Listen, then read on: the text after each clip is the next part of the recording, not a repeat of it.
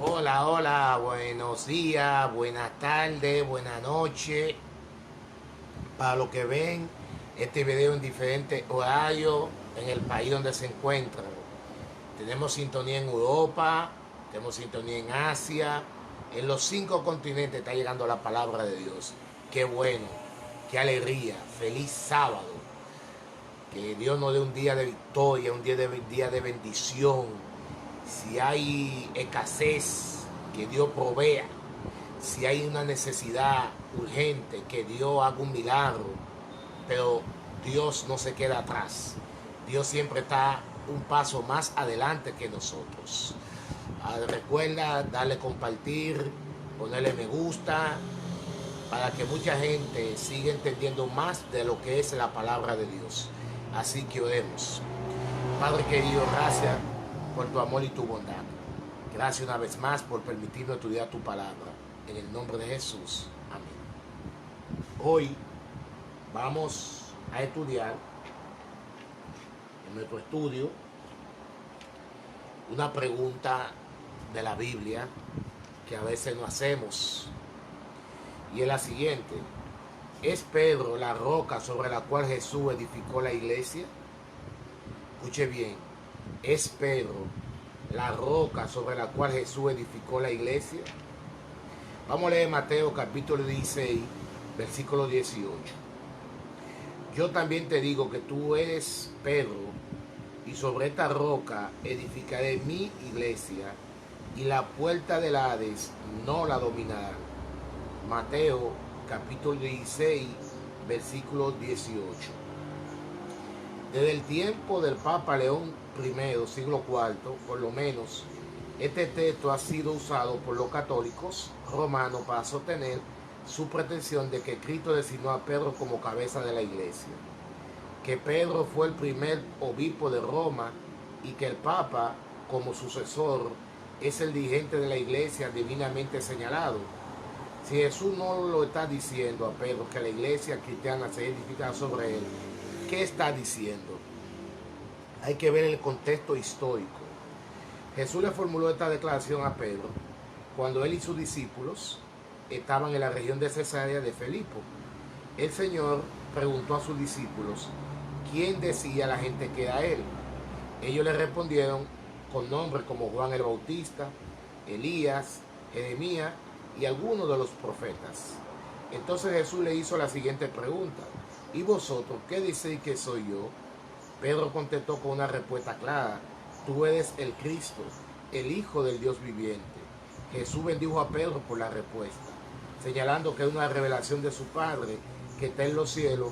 Entonces hizo la declaración que está en el texto de nuestro estudio. Hay un juego de palabras ahí. Para entender este texto es importante reconocer que tiene un juego de palabras, un retruécano, que alude a palabras pronunciadas previamente. Primero, vamos a considerar el retruécano. El sustantivo Pedro en griego es Petros.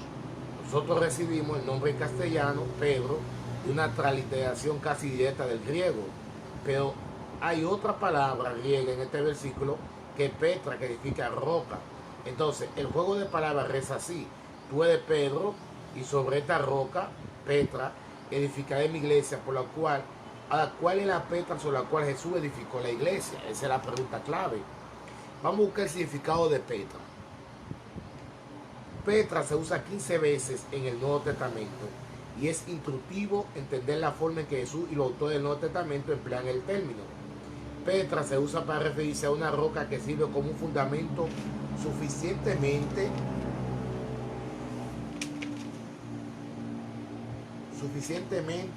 fuerte para proteger de la tormenta una casa construida sobre ella. Ese es el término empleado para referirse a la roca que se partió durante el terremoto que sucedió al morir Jesús, y a sepulcro Petro, donde el Señor yació por 3 días. Se refiere al suelo pedregoso en la cual no había suficiente tierra para que la semilla germinara. Es el término para la piedra de tropiezo sobre la cual tropezó Israel al no aceptar a Jesús como el Mesías. Se usa para la roca de la cual Israel bebía en el desierto y para la piedra del ángulo de la iglesia. Es el término usado en paralelo con montañas refiriéndose al lugar donde se escondían los impíos en ocasión de la segunda venida de Cristo, a la cual le pedía que caigan sobre ellos con el fin de ocultarlo de la ira del Cordero. De este recorrido sobre el uso del Nuevo Testamento resulta evidente varias características de Petra como término literal. Petra generalmente refiere a piedras macizas o firmes que sostienen un gran peso o son parte de una montaña, como en la tumba del Señor, la roca que se partieron y la montaña de la roca en el Apocalipsis. Sin embargo, unos cuantos usos de la palabra Petra son claramente simbólicos, dado a entender que el término significa algo más. En la parábola sobre el suelo, Jesús usa diferentes tipos de terreno para simbolizar diferentes tipos de personas y su respuesta al Evangelio. La utilización simbólica del término incluye también la referencia a la casa construida sobre la roca, la piedra de tropiezo, la piedra del ángulo y la roca espiritual en la cual Israel bebió en el desierto, todo lo cual es referido a Cristo por los autores. Uso simbólico de Petra.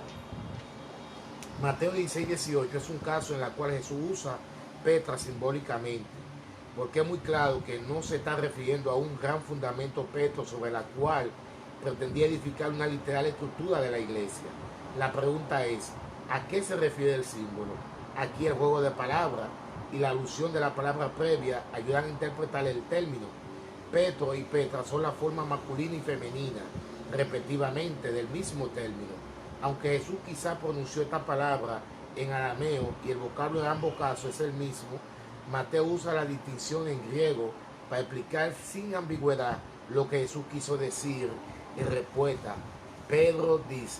Jesús dice, tú eres Pedro, y sobre esta roca edificaré mi iglesia. Quiso decir que Pedro era la roca sobre la cual la iglesia sería edificada. Este significado es improbable por dos razones. Uno, que Pedro no es la roca de la iglesia. Bueno, dos razones. Número uno, Pedro fue vencido por Satanás poco después de su confesión del versículo 16. Más tarde, cuando negó a Jesús 3 veces en ocasión de su juicio.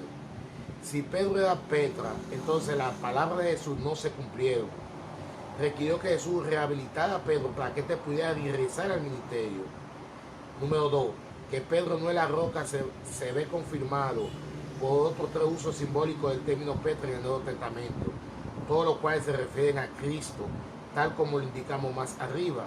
Es alentador que Pedro mismo, al emplear el símbolo de una roca, vincula dicho símbolo a Jesús y no a sí mismo.